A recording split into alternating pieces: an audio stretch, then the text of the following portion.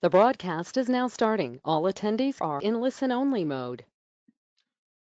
Bonjour à tous, bienvenue à ce webinage de mars, donc troisième de l'année 2020, dans un contexte un petit peu particulier. Bon, pas grave, on va se débrouiller donc autour de Citrix App Layering.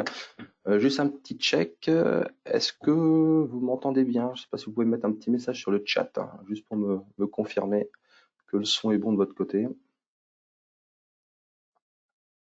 Parfait, merci. Super, super.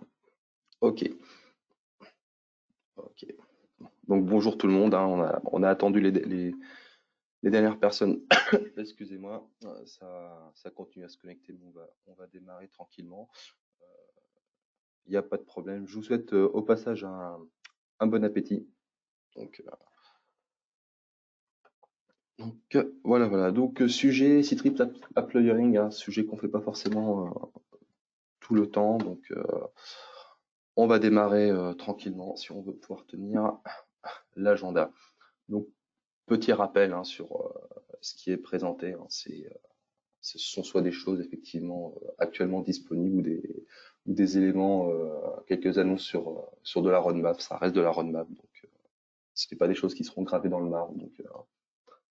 Donc voilà. Donc pour démarrer un peu ce webinaire, hein, donc qui est autour de Citrix App Layering, qui est donc une fonctionnalité qui fait partie de la suite Virtual Apps and Desktop, hein, donc qui n'est pas forcément une fonctionnalité qui est utilisée par tous, hein.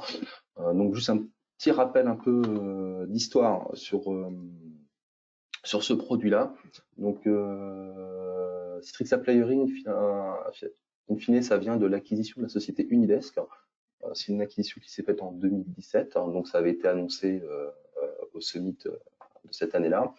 Donc Unidesk, historiquement, c'est une société qui a été fondée donc, en 2008. Et eux, le constat qu'ils avaient fait, c'était que le management des applications sous les environnements Windows, c'était des choses compliquées, pas efficientes et pas rentables dès qu'on rentrait dans des environnements complexes, nécessitait beaucoup de travail, de tests, de qualification, de mise en point, à la fois sur du poste hein, virtuel ou aussi sur du serveur, en particulier sur des environnements type Citrix. Effectivement, on pouvait avoir effectivement beaucoup de complexité pour manager les diverses applications sur des templates ou des masters et faire coexister tout cet ensemble. Donc, de ce constat-là, ils ont développé des technologies pour apporter de la simplicité dans le management de ces applications-là, avoir une meilleure gestion de la compatibilité entre les applications, de limiter le management des images, donc le nombre d'images à manager, être capable de faire de l'application à une demande et surtout de pouvoir aussi garantir de la portabilité entre les différentes plateformes. Donc voilà, ça a vraiment été le cœur de leur réflexion quand ils ont conçu le produit App Layering. Donc, hein, qu'est-ce qu'on résout comme problème donc avec les solutions Unidesk historiquement, hein, donc la complexité et l'inefficience. Du fait d'un process complexe de masterisation, on avait souvent des personnes aux IT qui étaient obligées de refaire plusieurs fois les masters régulièrement. Un master qui est fait, si on ne prend pas le réflexe de faire des snapshots et de faire les précautions nécessaires, ben, si jamais on rate une installation applicative avec énormément de dépendances, ben, il arrivait régulièrement qu'on doit reprendre le master depuis le début, donc beaucoup de complexité et de temps perdu. Euh, une gestion des masters, des templates qui devient complexe, puisqu'on voyait régulièrement sur certains gros environnements un nombre de masters assez élevé à manager, donc beaucoup de temps consommé et donc forcément des coûts sur les équipes IT et donc des process qui s'allongent hein, dès qu'on voulait délivrer une nouvelle applicatif. Une applicatif, ce n'était pas seulement un template ou un master à mettre à jour, ça pouvait être toute une chaîne de masters à mettre en place. De plus, si certains clients avaient plusieurs plateformes, et bien en fait chaque plateforme nécessitait effectivement de repackager pour celle-ci, donc des clients qui pouvaient avoir par exemple de l'Hyper-V avec du VMware à côté, ou des clients qui ont tout simplement du legacy style VMware et qui voulaient travailler sur du cloud public, donc se retrouver à devoir repackager l'ensemble de leur master pour pouvoir commencer à positionner des workloads par exemple, sur Azure. Et donc aussi régler des problématiques de compatibilité avec le cloud. Et donc, là, le but derrière, hein, c'est effectivement de réduire le coût du management des applicatifs. Donc, dans certains use cases, jusqu'à 80% pour les environnements complexes avec beaucoup de templates, beaucoup d'environnements et beaucoup d'applications. Donc, pour faire un rapide overview, hein, je pense qu'il y a des personnes dans l'assistance qui doivent connaître la techno, peut-être qu'ils sont même des utilisateurs assez avancés, mais il y a sûrement aussi des gens qui n'ont pas forcément l'occasion de toucher la techno parce qu'ils n'avaient pas forcément les besoins ou les problématiques suffisamment avancées pour mettre en place cette brique-là. Donc la technologie, donc c'est le layering, d'accord. Ce n'est pas le produit ou la fonctionnalité. Donc la philosophie finalement du layering, c'est que un layers, donc une couche, c'est un virtual disk qui contient uniquement un système de fichiers du registre pour un OS donné ou des applications.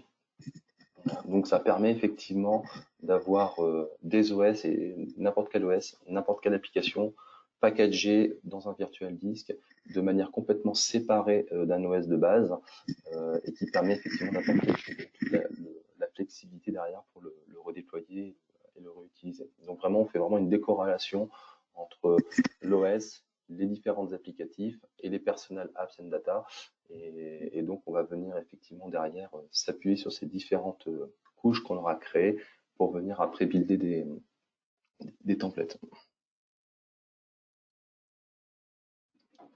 Donc, l'idée donc d'avoir un management des OS et des applications simplifiées. Donc voilà, c'est vraiment de se dire les OS, c'est une couche, ce sont des layers. La partie, ce qu'on va appeler la partie platform layer, donc c'est ce qui fait que ce sont les outils, c'est la brique qui fait que cet OS, il est là pour tourner sur du Citrix Server, sur du VMware, sur du Nutanix, sur de l'Hyper-V, sur un cloud public, Azure. C'est aussi des couches comme les applications. Et finalement, c'est vraiment cette notion de découpage et de savoir effectivement au travers de Citrix App Layering comment on va pouvoir manager ces différentes couches pour pouvoir créer les environnements dont on a besoin. Donc, comment est-ce qu'on va déployer les couches, hein, comment, une fois qu'on va avoir fait nos différentes couches, comment on va gérer tout ça. Donc, on voit sur la partie gauche du slide, par exemple, on a des différentes couches. Donc, en bas, on a des couches OS, donc du Windows 10, par exemple, du Windows Server 2012. Après, sur la partie en gris, on va avoir ce qu'on appelle les plateformes layers, donc pour du XenApp ou pour de la partie VMware, et après on va avoir différents applicatifs. Donc il y a une appliance, hein, il y a l'Enterprise Layer Manager qui va venir orchestrer cette partie-là. Et qu'est-ce qu'on va faire? C'est qu'en fait on va aller définir des templates, des machines basées sur un OS, une plateforme et différents applicatifs. Donc, au travers de l'Enterprise Layer Manager, on va pouvoir effectivement provisionner, créer des templates facilement pour du Citrix PVS, du Citrix MCS, mais aussi de l'Amazon, mais aussi de l'Azure. En fait, finalement, quasiment toutes les plateformes. Donc ça, c'est le premier B, construction en fait d'un master qu'on va après utiliser au travers de mécaniques de déploiement. Et à côté, on est aussi capable avec le mode élastique, donc c'est la partie qui est en haut du slide, de positionner certaines couches sur des shares UNC, et ces couches-là vont être appliquées à la volée en fonction des droits Active Directory des utilisateurs. Donc on a vraiment une partie avec l'Enterprise Layer Manager où effectivement l'administrateur il va faire une préconstruction de ces templates, donc il va créer des templates avec basés sur les différentes couches qu'il aura créées dans Citrix App Layering. Et à côté de ça, donc c'est plutôt statique, hein, on va déployer des catalogues, typiquement sur Citrix App Desktop. Donc c'est vraiment pour créer des masters sur lesquels les catalogues de machines vont s'appuyer. Et à côté de ça, on peut effectivement avoir l'Elastic Layer qui peut venir compléter. Donc ça peut être des mécaniques qui peuvent être mixées et qui est là pour apporter effectivement ce côté je veux appliquer effectivement des layers liés à des applicatifs en fonction de l'utilisateur. Donc ça permet effectivement d'être très riche au niveau des scénarios et des cas d'usage qu'on va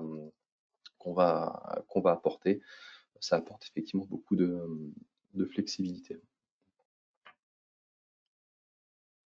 Donc, la création de layers, hein, finalement, c'est relativement simple. Hein. Il y a toute une mécanique qui se fait. Donc, on va s'appuyer effectivement sur les différentes images qu'on a fait. Là, dans l'exemple, typiquement, on prend une base Windows Server 2002, on prend des applicatifs, de l'Office, de l'Epic, du Print Driver. Et finalement, en fait, le produit va vraiment générer une machine complète.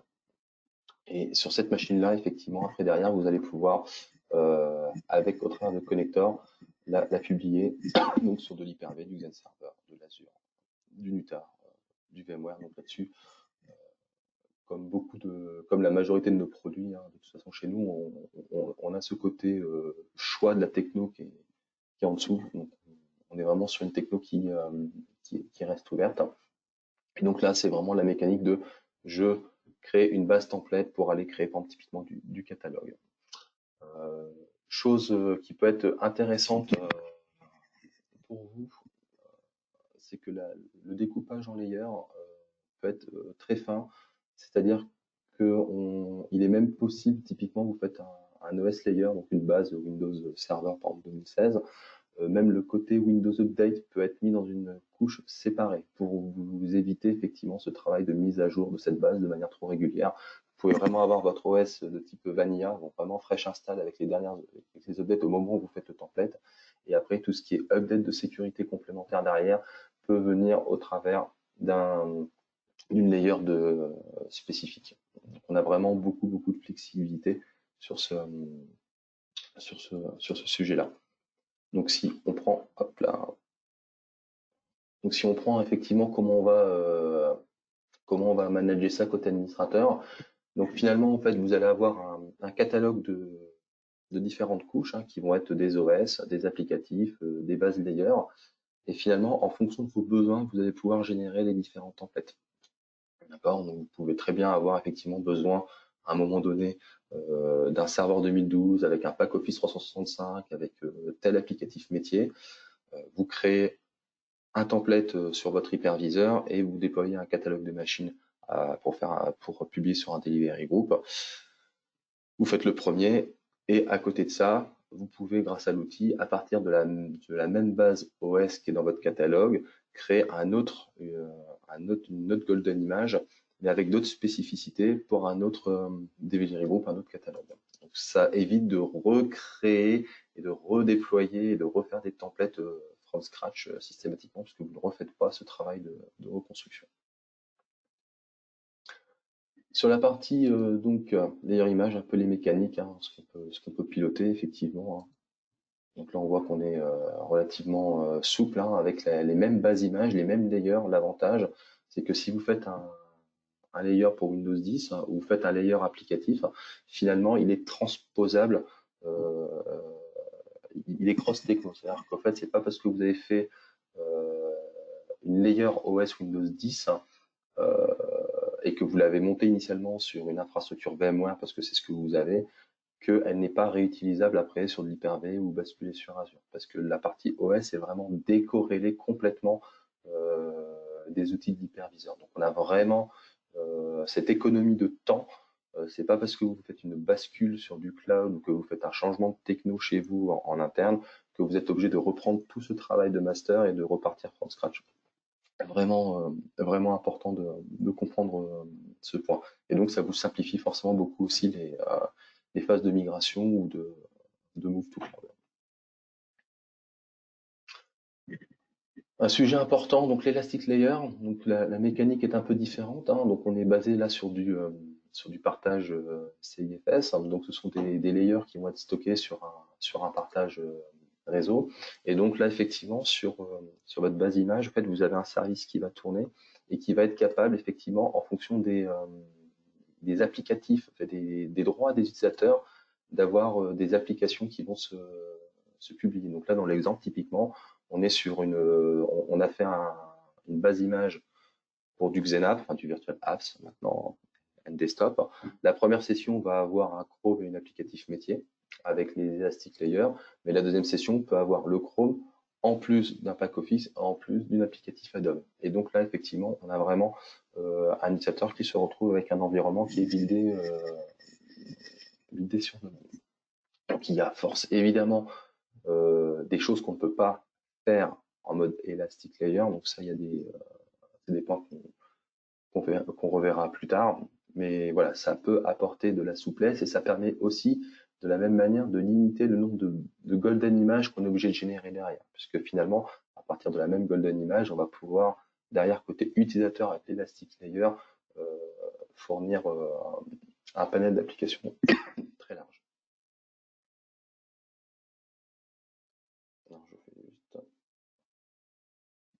Alors, je vais prendre la question et on va. Pour le son, je regarde les questions. Alors, ouais, je vais prendre les questions et il y a des sujets qui sont traités après. Donc, vous aurez les réponses dans les slides. Au niveau du son, c'est correct pour vous ou c'est encore un peu bas? Ok, super. N'hésitez pas, j'essaie de regarder les questions au fil de l'eau, hein. C'est pas forcément le plus simple. Donc, les nouvelles features, donc j'ai pris le parti de balayer un petit peu large parce que finalement c'est un produit qui a pas mal évolué, mais c'est pas forcément le produit qu'on suit le plus, hein. Donc, il y a eu pas mal de choses, hein. Le rajout de Windows 10, les supports, de Windows Server 2019, voilà, tout le rajout des nouveautés côté Microsoft, Office, le suivi des versions par rapport à PVS Server, des produits concurrents. Donc on continue de supporter, par exemple, typiquement de l'Horizon View, hein, c'est ce qu'on voit dans la 7.9. Et c'est pareil, c'est fonctionnellement après enrichi. Donc le User Layer Repair, qui est un tool qui est important. Rajouter de la fonctionnalité, typiquement le Search Index Persistance dans le User Layer. Un nouveau Composite Engine pour Hyper-V. Après, il est venu aussi pour vSphere. Grosse nouveauté qui est arrivée avec la 19.12, c'est le User Personalization Layer qui a été directement intégré dans CVAD. Donc, en fait, la fonctionnalité en fait, a été. On l'a sorti du pur produit Citrix App Layer pour la mettre directement dans CVAD. Et donc, ça vient effectivement dans la philosophie de. On va remplacer PVD avec ça. D'accord, très clairement. Et ce qu'on va avoir en Access Preview, c'est les API pour la partie cloud. Donc voilà, donc là qui vont arriver. Donc le User Layer Repair, qu'est-ce que c'est? C'est un process pour retirer des fichiers ou des éléments de registre qui auraient été rajoutés par un utilisateur dans une app layer, puisque on a des modes au fait où on peut effectivement avoir l'administrateur qui dit moi je fais le setup de l'applicatif, par contre le paramétrage dont j'ai besoin c'est pas moi qui le maîtrise, j'ai un utilisateur qui est référent, et donc en fait on peut effectivement avoir ce côté s'appuyer dans certains cas sur des utilisateurs, des power users qui savent vous faire le paramétrage dont vous avez besoin au niveau de l'environnement. Donc ça permet effectivement de faire des modifications dans des couches, dans des user layers. Donc s'il y a jamais il y a des besoins de paramétrage spécifiques à récupérer, à reporter, ou si jamais un utilisateur fait des suppressions dans sa couche layer, donc ça permet effectivement aussi de venir faire les modifications dessus, d'annuler des modifications. Et donc ça permet effectivement de dire voilà, j'ai fait ma base install, mon utilisateur il me fait le paramétrage complémentaire et ça, je le récupère pour pouvoir après derrière le récupérer pour faire un déploiement un peu plus large. Voilà. Et donc voilà, après il y a des mécaniques, hein, il y a des répertoires spécifiques avec donc les fichiers, la partie règles, donc c'est basé sur sur un répertoire avec du contenu et avec des fichiers JSON. Donc voilà, l'outil se présente comme ça. Donc il y a tout des informations d'audit historisées qui sont, qui sont indiquées, qui permettent effectivement de suivre les modifications. Et après, on peut aussi faire effectivement tout simplement des réparations. Un utilisateur qui fait une modification de fichier, qui supprime un fichier, on peut aller réinjecter des fichiers dans le layer user plutôt que de complètement le réinitialiser ou de le casser. Donc voilà comment se présente un peu l'outil. Donc là, on est sur quelque chose d'assez simple. On voit les différentes couches, on voit effectivement ce qu'on peut faire. Donc récupérer des fichiers à partir de l'OS layer, récupérer des fichiers. Enfin, voilà, tout ça c'est documenté sur les tech docs chez nous. Donc, sur ce point-là, normalement, on est plutôt pas mal. Donc, hop là, nouveauté aussi, donc qui est arrivée avec la 19.10. Donc, paf, toute fin d'année dernière, la release d'avant, donc le Windows Search Indexing, donc dans le user layer, au niveau de la persistance user layer. Donc ça, c'est compatible avec tous les OS supportés, donc avec le full user layer. Donc ça, l'index se construit soit au logon initial, soit au prochain logon quand vous activez la fonctionnalité. L'avantage au fait finalement, c'est que cette indexation, en fait, elle est persistante, hein. Donc elle se refait pas à chaque fois qu'on relance la session. C'est un process qui est très consommateur en ressources sur les machines. Et donc on indexe de manière immédiate tout ce qui est résultat Outlook, Cortana, File Explorer, etc. Donc tout ce qui est vraiment dans le moteur d'index Microsoft. Et tout ce qui est les options, les target pass modification, enfin, tout et tous les résultats de l'historisation est vraiment conservé. Donc voilà, c'est vraiment sur cette partie-là où effectivement c'était souvent des mécaniques soit qu'on désactivait historiquement, ou soit qu'on les activait, c'était rebuildé en tâche de front de manière systématique et ça pouvait être problématique sur le niveau de performance. La compatibilité de cette indexation, donc le user layer, quand on l'active, ça ne nécessite pas d'avoir Citrix Profile Management. Alors, vous verrez dans les slides, il y a beaucoup le raccourci CPM. Je préfère le rappeler, c'est Citrix Profile Management. Mais c'est pas incompatible avec Citrix Profile Management. Il y a des clients qui gardent la partie CPM et qui veulent une partie du user layer en même temps.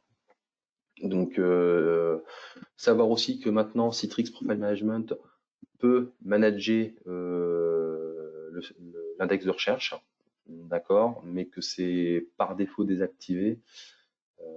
Voilà, il y a des KB qui expliquent effectivement qu'au moment les paramètres à mettre pour pas effectivement avoir de problématiques de configuration, pour pas que certaines fonctionnalités viennent se percuter. Et c'est aussi compatible avec FSLogic s'il est utilisé. Donc après c'est pareil, il y a des articles, on a des articles sur le blog et on a des articles aussi sur les docs Citrix. Donc les deux technos peuvent coexister.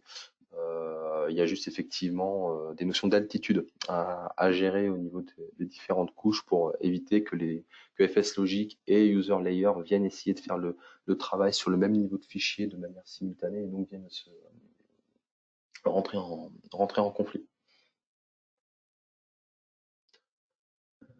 Alors, une des nouveautés qui sont arrivées en 19.10, en 19.11, c'est le Composite Engine, donc pour Hyper-V et pour vSphere. Donc c'est arrivé d'abord sur Hyper-V, puis sur vSphere. Donc l'idée en fait du Composite Engine, en fait, c'est que c'est une appliance vraiment légère et temporaire qui tourne sur du Windows PE, qui est entièrement piloté par API. Donc, il nous a permis sur Hyper-V de faire le rajout de l'UEFI, des machines en Gen 2, mais surtout, en fait, ça permettait derrière de faire de l'offloading sur les tâches de construction de templates et de layering, puisque historiquement, c'est vraiment l'appliance qu'on déploie au début qui faisait tout ce pilotage-là. Et dans les gros environnements, en fait, finalement, ça pouvait quand même générer pas mal de charges. Et donc, on pouvait avoir des opérations qui prenaient du temps entre le moment où on faisait typiquement les différentes couches, mouiner les différentes couches, ou même la construction de Golden Image à partir des différentes layers OS, applicatifs, plateformes qu'on faisait, pouvait prendre du temps parce que finalement, c'était cette appliance initiale qui encaissait toute la charge. Donc, ça nous permet effectivement de venir décharger un petit peu le LM, en fait, l'Enterprise Layer Manager.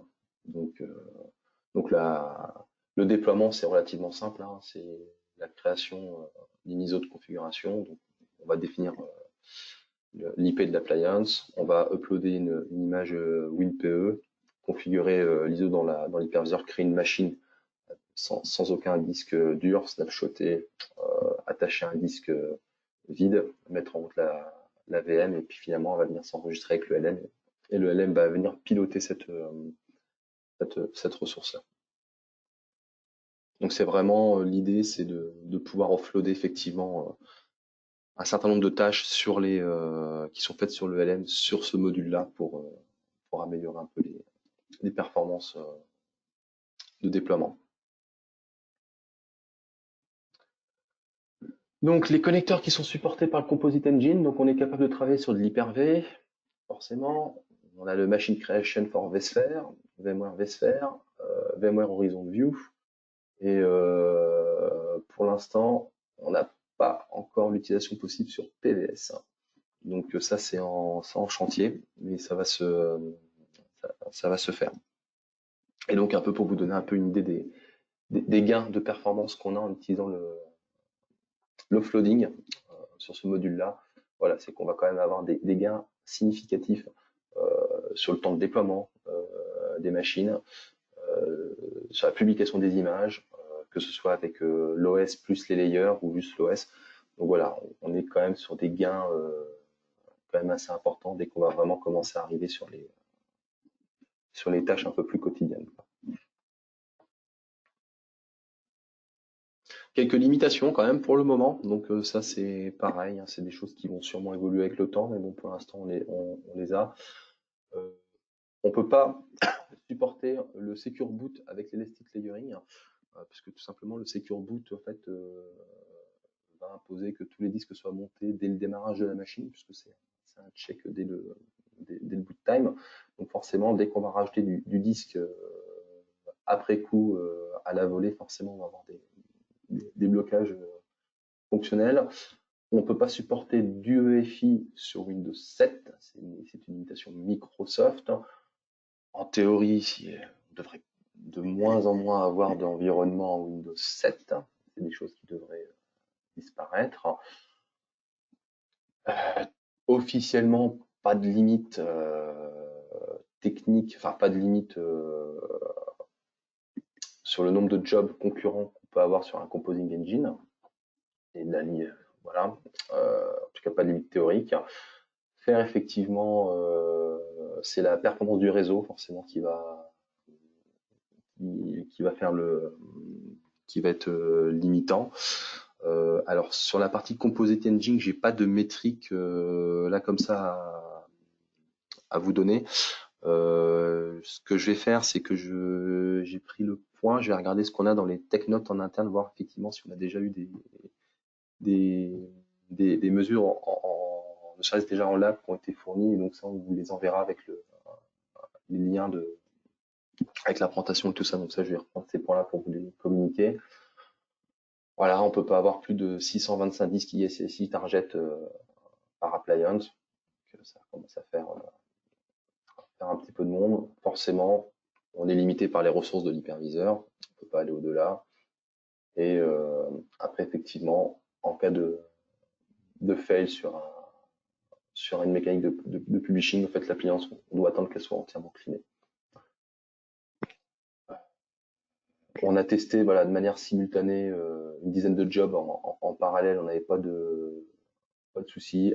Après, voilà, si on va chercher effectivement très loin dans les process, effectivement, on peut avoir pas avoir des problématiques de stabilité. Donc après avoir effectivement, si on redéploie des nouveaux des couches, faut faire attention au nombre de couches qu'on publie, quoi. On peut pas non plus publier sur des serveurs des dizaines et des dizaines de couches. Il y a quand même des limitations. Ça reste des V-disques qui sont montés à la volée, donc il faut quand même rester raisonnable. Donc la migration vers le Composite Engine, hein, puisqu'il y a, il y a sûrement des gens parmi vous qui utilisent Apple Hearing, et donc effectivement qui ont l'appliance de base. Donc il est effectivement, on est capable effectivement d'enregistrer les nouveaux Composite Engine au niveau des connecteurs. Donc voilà, donc là c'est pareil, il y a un process qui permet de les déclarer, qui permet aussi de switcher en génération 2, donc ça c'est pour VMware, pour Hyper-V pardon, dans les déploiements existants, ou aussi qui permet de démarrer donc, une fraîche install en UEFI derrière. Donc là voilà, c'est documenté, il y a les KB, donc on est capable effectivement d'avoir soit forcément la fraîche install, soit effectivement d'avoir les chemins de migration qui sont disponibles. Donc ça, normalement, pour les gens qui ont l'habitude de travailler avec Apple Hearing et qui ont normalement suivent le produit, hein, puisque les versions des produits permettent aussi de gérer les nouvelles versions des OS Microsoft. Donc en général, les gens qui font de l'Apple Hearing depuis un certain temps, c'est un produit qui évolue. Donc ça, ce sont des choses qui sont effectivement pas nouvelles pour vous. Donc voilà, je pense que ça, c'est des choses où vous êtes déjà pas mal au fait, sûrement des chantiers qui sont déjà entamés ou peut-être déjà même terminés. Donc, voilà.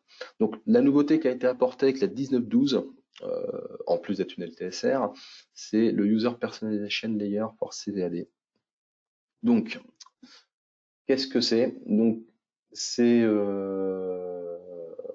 déjà il faut savoir que voilà, c'est la première feature Apple Hearing qui est entièrement intégrée directement dans le VDA. Donc, c'est vraiment intégré nativement. Elle est utilisable sans même avoir l'appliance Apple Hearing de mise en place côté utilisateur. Donc vous pouvez même si vous ne faites pas du tout d'Apple Hearing, vous n'avez pas du tout d'infrastructure Apple Hearing, vous pouvez utiliser cette feature là. Donc il y a eu la question, elle a été mise en place pour remplacer ce qui est déprécié, donc ce qui est le PVD. D'accord. Donc si vous avez des catalogues avec PVD, l'upgrade sur la 19.12 LTSR est recommandé avec la mise en place de l'UPL. Donc voilà, PVD a été retiré maintenant. Donc ça y est, dans la dernière release, ça va être complètement supprimé. Donc voilà, ça fait un moment qu'il est annoncé en dépréciation et là on est complètement sorti, on a complètement sorti la techno. Donc ça permet donc effectivement une expérience persistante au niveau utilisateur pour les environnements non persistants en mode pool, donc sur tous les catalogues de machines. Donc comme je l'ai déjà dit, sans avoir le besoin de déployer l'appliance ELM. Et là, au niveau du support, pour le moment, on est donc sur les Windows 10 64 bits Workspace. On n'aura pas de support pour Windows 7, ni Windows 8, ni Windows 8.1. Et elle est déployable dans le cloud. Donc, l'avantage, c'est que donc on va utiliser le triptyque UPL. Hein. Donc l'UPL Layer s'attache instantanément en temps réel à partir d'un file share Windows. D'accord. Donc l'avantage, c'est qu'il n'y a plus du tout besoin de faire le process d'inventory. Le support donc de Xenap pour la partie multisession, donc sur de la base Windows Server. Je vois la question, c'est pour ça. Pas encore, mais c'est en roadmap. Donc il y a un slide après, on va c'est prévu. L'idée, effectivement, c'est de pouvoir le rapporter aussi sur le multisession sur base Windows Server. Donc, On va supporter tout ce qui est pool random, pool static, machine catalogue, alors que PVD effectivement supportait uniquement le pool statique. Donc effectivement, là, on va vous rapporter un peu plus de flexibilité. Euh, et donc on supporte Windows 10, là où PVD s'arrêtait au support de Windows 7. Ok. Donc pour vous montrer de manière rapide comment ça se configure, donc quand vous allez créer votre master image, donc on va installer le VDA. Donc en fait, ça a été directement intégré dans les options de l'installation du VDA. Donc vous avez directement la couche Citrix User Personalization Layer. Alors, juste pour information, pour être tout à fait transparent avec vous, il y a actuellement, on a une petite issue sur cette feature-là pour les clients qui installent la fonctionnalité sans s'en servir. On a des cas où on a des blue screens. C'est-à-dire qu'en fait, si vous installez le module mais que vous ne l'utilisez pas, on a des cas en investigation, effectivement, on génère des blue screens sur les machines en VDI, donc les machines en Windows 10. Donc c'est en investigation et ce sera sûrement corrigé assez rapidement. Donc voilà, si vous savez que vous allez utiliser la fonctionnalité, vous pouvez l'installer. Si vous n'avez pas pour l'instant prévu de l'installer, de vous en servir, ne l'installez pas en mode prévision, je vais m'en servir, mais dans 6 mois, 9 mois. D'accord. Donc si vous en servez pas pour l'instant, n'installez pas le module. Par contre, voilà, si vous en servez, vous pouvez y aller sans aucun souci. Donc après, voilà, donc la configuration classique. Donc ça, c'est documenté, et les slides, vous les aurez aussi.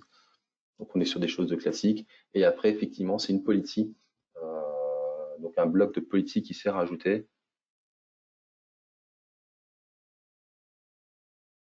Alors justement, il y a un sujet, il y a des slides après pour la partie OST. Donc justement, le sujet va venir après. Et donc finalement, après, c'est juste une policy où on va effectivement déterminer le share qu'on va utiliser et après activer le user layer. Donc voilà, avec une taille par défaut, c'est du VHDX, donc c'est dynamique. Ok. Donc même si effectivement les points vont être abordés après, forcément on est sur du file share, on va générer des VHD qui vont se monter à la volée. Donc forcément au niveau du réseau, il va y avoir des prérequis, c'est sûr, et au niveau aussi du stockage qui est derrière. Donc ça, on va en discuter, il y a un petit slide pour faire les rappels. Donc forcément, au niveau du dimensionnement de la partie infrastructure derrière qui va porter ça, forcément, à un moment donné, si sur des gros déploiements, forcément, il y a des impacts à prendre en compte, sachant que on aborde un sujet après, c'est que forcément, le sizing dépend aussi de l'usage, jusqu'où vous allez vouloir aller avec l'outil en termes d'usage. Donc voilà. Donc juste quelque chose qui est important à retenir sur les UPL, puisque en fait, le User Personalization Layer permet effectivement de gérer toutes les modifications. Donc on pourrait très bien dire ça remplace le profil itinérant, ça va gérer l'indexation, ça peut mettre le cache Outlook, par exemple les OST, tout ça, parce que c'est fait pour ça. Parce que en fait, finalement, cette couche-là va venir prendre tous les IO d'écriture, va venir toutes les modifications utilisateurs vont rentrer dans ce vdisque-là. Et l'utilisateur peut même installer les applicatifs. D'accord. C'est-à-dire qu'il pourrait même se dire, bah voilà, moi j'ai besoin d'installer un applicatif, j'ai la liberté d'installer un applicatif parce que vous avez fait laissé ce choix aux utilisateurs-là. Il pourrait s'installer ses propres applicatifs. Par contre, vous ne pouvez pas, c'est pas possible de le faire avec tous les applicatifs. Donc, typiquement, tout ce qui va installer du driver ou qui va nécessiter un accès sur la partie boot time de Windows ou ou le driver store. Donc il y a quand même quelques limitations. Donc il faut quand même faire attention. Et c'est pareil, il faut faire attention au niveau de studio, de ne pas avoir au niveau de vos policies une couche user ne peut être montée que sur un seul VDA à la fois. D'accord. Elle ne peut pas être montée de manière simultanée sur deux machines. Le VHD, il est vraiment capturé par la première machine en lecture-écriture. D'accord. Donc voilà. Puis après, au niveau des GPO, ne pas les appliquer pendant la partie authoring. Voilà. Et donc aussi des cas d'usage pour ceux d'entre vous qui utiliseraient du SSCM. D'accord, donc ça c'est voilà, c'est surtout des bonnes pratiques hein, techniques. Donc ça c'est pareil, ce sont des choses qui sont documentées. Il y a des articles de blog hein, qui traitent ces sujets-là, mais c'est aussi documenté au niveau technique chez nous. Donc, comme je vous le disais, User Personalization Layer, ça a été livré en décembre 2019 et ça a été directement intégré dans la 1912 LTSR. C'est un add-on premium, d'accord. Alors que donc la Layering User Layer, c'est toujours un add-on premium, alors que l'UPL, là, User Personalization Layer, est disponible pour tous les customers, donc tous les clients CVAD. Ok.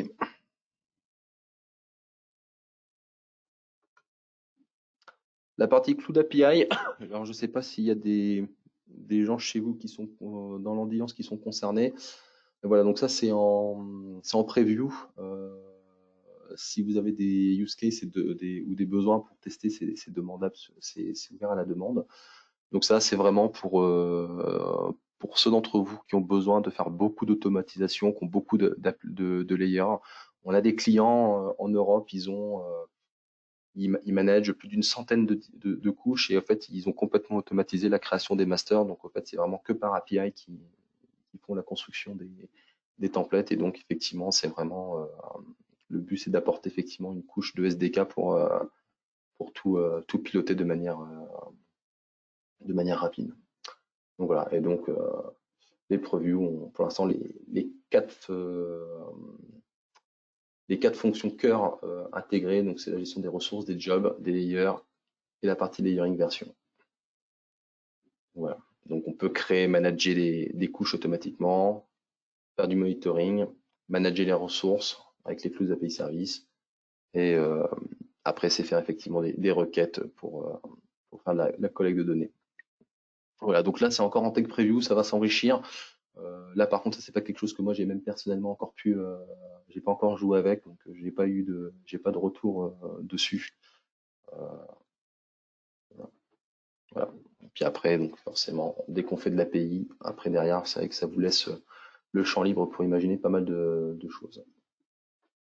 Voilà. Après, les prérequis pour mettre en place ça pour ceux qui seraient intéressés. Donc, si jamais vous êtes intéressé, n'hésitez pas à nous faire un mail, soit à vos commerciaux, soit à vos contacts avant-vente chez Citrix si vous les connaissez. On se fera un plaisir de vous communiquer les éléments nécessaires.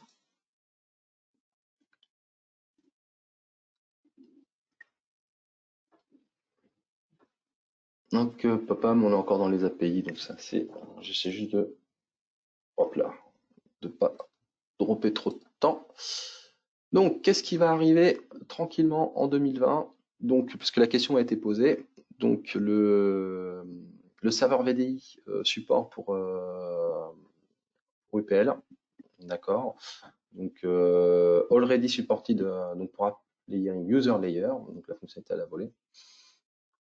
Et l'expansion automatique des disques.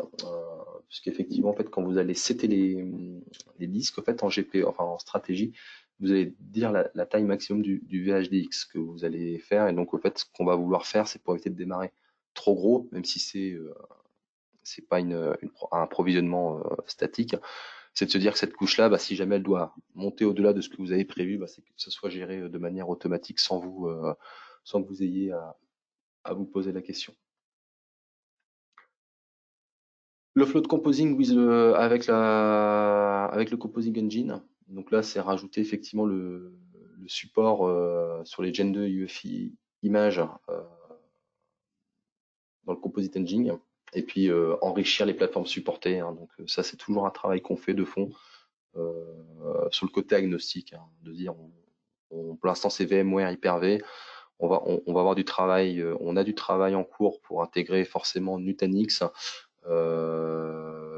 Xen Server, tous les autres qui sont actuellement supportés déjà par la brique legacy de Citrix App Layering. Donc forcément, ça, on va rajouter ces supports-là. Et après, dans la partie API, ce qu'on va voir, c'est le management des templates. Donc là, d'aller même pouvoir gérer directement les golden images que vous générez par API, donc de pouvoir rajouter encore de l'automatisation. Et après, les développements, la direction des développements, c'est d'être capable effectivement d'intégrer le management des clouds hybrides, d'avoir une full intégration dans Citrix Cloud euh, de toutes ces briques-là. Donc vraiment une extension qui va dans le sens des changements qu'on voit dans le monde de l'infrastructure. Hein. On n'est plus sur des environnements full cloud ou full on-prem. On est quand même maintenant de plus en plus entre les deux. Donc il est important d'être capable de supporter aussi de manière souple tous ces scénarios. Donc ça, c'était pour la partie effectivement Citrix App Layering et les nouveautés. Juste un petit focus parce qu'en fait, on a eu pas mal d'articles décrits dessus, mais on a eu pas mal de questions clients ou partenaires euh, autour donc de User Personal Layer, euh, d'UPM, enfin CPM plutôt, Citrix Profile Management, et de FS Logic hein, qui maintenant est qui a été donc acheté par Microsoft et qui est maintenant effectivement disponible au départ pour l'utilisation, pour nos clients donc, et utilisateurs. Et donc finalement on se pose la question de quand est-ce que je choisis une techno plutôt qu'une autre. C'est un vrai sujet à la fois d'architecture, de use case, parce que ce sont des choix qui, même si on peut migrer de l'un à l'autre, voilà, ce sont pas forcément des tâches faciles et surtout c'est des tâches qu'on essaye d'éviter au bout de 6 mois ou un an de mise en prod d'une plateforme. Voilà, c'est apporter un petit peu d'anticipation pour éviter d'avoir des changements à faire. Donc FS Logic et User Layering, donc c'est deux technologies différentes. Hein. Sur le papier, on pourrait croire que c'est effectivement très proche, mais ça reste relativement différent. Donc c'est deux technologies différentes avec deux cibles différentes. Donc FS Logic, c'est vraiment une techno qui est basée sur la mise à disposition de deux types de conteneurs. Soit dans FS Logic, vous vous dites, bon voilà, moi je vais utiliser la partie conteneur pour gérer le profil utilisateur dans sa globalité. Vous allez vraiment gérer le profil utilisateur et tout ce qui va dérouler derrière de manière globale. Et donc ça va monter comme un VHD, ça se configure via groupe policy, un agent à mettre sur les serveurs, les masters. Techno qui marche très bien, pas de souci avec ça. Et une autre techno de containerisation qui est vraiment pour intégrer tout ce qui est lié aux techno Microsoft Office et surtout les problématiques quand vous avez des clients qui veulent gérer du OneDrive avec du mode cache, euh, du Teams, du Link, enfin tous les caches un peu générés par les environnements Office. Et donc ça, effectivement, ça permet de régler ces problématiques-là en containerisant cette partie-là, en l'encapsulant dans un VHD, VHDX. Et donc voilà, donc FS Logic, ça cible le profil utilisateur ou une sous-partie du profil utilisateur, donc qui est vraiment lié à l'écosystème Microsoft Office. Vous apportez la persistance des caches utilisés par Office. App Layering, User Layer, ça apporte vraiment la persistance pleine pour les environnements, pour tous les environnements, même les non persistants. C'est-à-dire qu'on va pouvoir stocker effectivement l'ensemble des données du user profile, tous les caches, l'indexation, ce genre de choses-là, mais on va aussi être capable de donner à l'utilisateur la possibilité d'installer des applications ou de capter tous les fichiers qui sont sauvés par l'utilisateur n'importe où sur le desktop. On va vraiment venir capturer l'ensemble de ce que fait l'utilisateur sur l'environnement. Donc c'est vraiment une encapsulation globale de ce que va faire l'utilisateur. Et donc, point important, et là on reviendra encore derrière, c'est que toutes les écritures faites au travers de la session utilisateur vont rentrer dans l'app layering user layer. Donc c'est là où effectivement, au niveau du sizing de cette chose-là, il va quand même falloir faire attention à ce qu'on a derrière au niveau du back-end. Donc, quand est-ce qu'on peut utiliser effectivement les différentes technos? Alors, c'est l'état, c'est les grandes tendances qu'on a actuellement. Il y a on peut faire des mix, ce qui fait que ça ne simplifie pas forcément les choses. Et après, effectivement, ce sont que des guidelines. C'est pas une bible gravée dans le marbre. Donc, vous pouvez très bien vous dire, ah, moi, la brique FS Logic me va bien, même pour gérer le profil, même dans des cas simples, parce que je trouve la philosophie pratique, parce que j'avais pris une serveur pour autre chose et que je préfère le généraliser. Donc, ce qui est là, ce ne sont pas des guides obligatoires si vous voulez du support, il faut faire comme ça. Ce sont des grandes tendances qu'on a. Donc, typiquement, hein, plusieurs manières de travailler, donc plusieurs choix possibles. On peut être très bien dans des environnements relativement simples, publication classique, environnement serveur multisession, où on n'a pas d'intégration, par exemple typiquement avancée sur les briques Office 365, hein, ou alors des fois on n'a même pas d'Office 365 parce qu'on est sur des publications applicatives très spécifiques liées à un produit spécifique, un ERP ou une applicative spécifique. Et donc là typiquement on peut très bien continuer à faire du Citrix Profile Management classique. L'avantage effectivement c'est que le profil, c'est une mécanique qu'on connaît très bien, on sait comment elle fonctionne. On sait très bien comment gérer on peut définir comment on va gérer le burst IO. Est-ce qu'on fait du classique, on charge les profils à l'ouverture de session, on décharge à la fermeture, et donc finalement on a un burst IO à l'ouverture et à la fermeture, mais derrière tout le temps de vie de la session, finalement on ne travaille que sur le serveur virtual apps and desktop, et donc finalement on ne va pas venir apporter de charge complémentaire sur le back-end au niveau filer et réseau, avec la brique, avec des VHD qui se montent à la volée, donc c'est des choses qui continuent de marcher. Après, on peut avoir le cas où on a besoin de manager l'intégration d'Office 365. Typiquement, vous avez un client qui vous demande de gérer le cache OneDrive, qui vous demande de gérer l'indexation. On a effectivement FS Logic qui peut être une très bonne solution. Donc là, on est vraiment dans le use case de FS Logic tout seul, ou alors il peut travailler aussi avec Citrix Profile Management. Hein. On peut avoir effectivement les deux qui fonctionnent. C'est-à-dire, vous pourriez très bien avoir des environnements où vous avez du Citrix Profile Management qui est en place, qui marche très bien, et vous avez l'intégration Office 365 qui arrive derrière, et vous voulez juste containeriser cette partie-là, parce que vous voulez pas forcément remettre en cause la partie profil existante, où il vous faut un peu de temps pour migrer, hein, parce que ce ne sont pas forcément des migrations qui se font du jour au lendemain. Donc voilà. Donc là, effectivement, FS Logic tout seul ou FS Logic avec Citrix Profile Management peut faire sens largement. Ou alors vous avez besoin de fournir vraiment une expérience de full persistante à vos utilisateurs. Et là, effectivement, c'est plutôt user layer qui va qui va qui va plutôt être plutôt utilisé, puisque là vous allez effectivement à la fois pouvoir gérer le profil, la persistance Office 365, les caches, mais vous allez pouvoir même permettre à l'utilisateur d'installer de l'applicatif, enfin vraiment un environnement qui va pouvoir ou avoir beaucoup plus de liberté. N'oubliez pas que Citrix App Layering et FS Logic peuvent travailler ensemble. Donc ça, il y a des KB, comme je le disais tout à l'heure, hein, il y a des KB pour que les deux produits puissent cohabiter. Il y a une notion d'altitude, il y a des clés de registre ACT.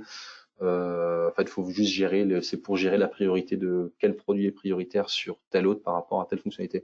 Donc là, voilà, il y a des articles sur ce sujet qui permettent de traiter ces points-là. Hop là. Donc, juste les choses à pas oublier, on en a un petit peu parlé, mais bon, je préfère le rappeler.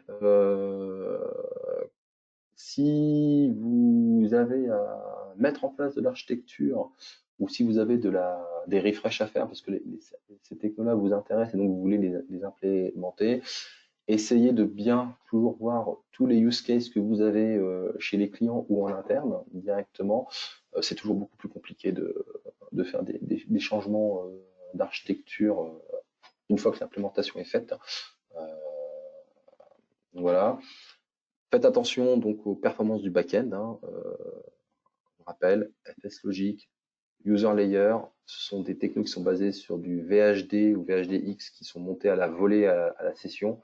Donc tous les IOPS vont être routés directement sur le stockage, le répertoire de stockage, donc sur l'appliance de stockage ou sur les serveurs de fichiers qui sont derrière. Donc faites attention aux IOPS. Euh, Pas simple de vous donner des consommations type.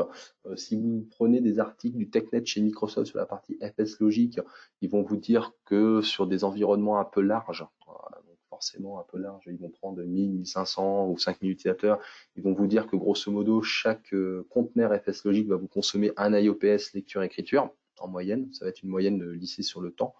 Donc vous voyez que dès qu'on est sur des gros environnements, on va vite monter. Après, on peut trouver des articles de personnes qui ont fait des implémentations entre guillemets hors lab, vraie vie, ou avec des workflows qui leur sont plus propres, où on a vu des gens qui avaient plutôt entre 5 et 10 IOPS par session qui arrivaient sur le repository derrière. Donc forcément, voilà, on peut avoir un gros impact sur les IOPS.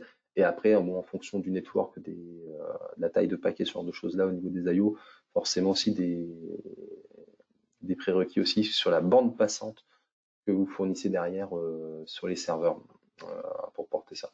Euh, Très clairement, sur ce type de techno, sur les gros déploiements, euh, qu'on soit en virtualisé ou en réseau physique, voilà, je pense que sur ce type d'environnement, si vous faites des déploiements larges, typiquement visez plutôt de la NIC à 10 gigs, clairement, parce que je pense que du gig, on peut vite aller le saturer. N'oubliez pas que forcément sur les sessions, on va pas forcément avoir que ça qui va tourner. Vous allez avoir vos flux applicatifs, vous allez avoir vos flux liés à la VDA, même s'ils sont pas forcément très lourds. Mais voilà, c'est des flux complémentaires qui peuvent être assez lourds, surtout si vous autorisez des choses assez larges en termes de cache sur OneDrive, sur du cache, sur de l'Outlook. Donc voilà, les impacts sont pas neutres quand vous mettez en place ce genre de techno, puisqu'on va vraiment aller solliciter en real time la partie storage. Donc voilà, on a débordé un tout petit poil, donc, mais on est plutôt quand même pas trop mal, malgré tout. Est-ce qu'il y a des questions complémentaires par rapport à ce qui a été dit dans la session?